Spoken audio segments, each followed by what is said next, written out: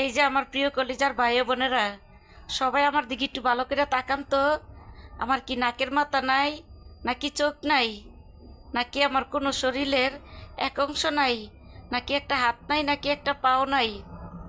তাহলে বলেন তো, কেন আমার হাজব্যান্ড আমাকে বাইরে নিয়ে যেতে চায় না ভিডিও বানাইতে?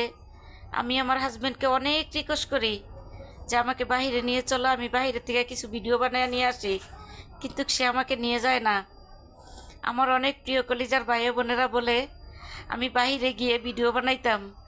আমি অনেক সুন্দর সুন্দর কথা বলি, কিন্তু ঘরের ভিতরে দাঁড়াইয়া যদি এই কথাগুলো আমি বাইরে বলতে পারি, তাহলেই নাকি আমার ভিডিও ইনশাল্লাহ ভাইরাল হবে।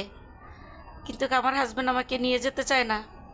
বলেন তো, আমি কি দেখতে এতটাই খারাপ, নাকি এতটাই নিষ্ঠা?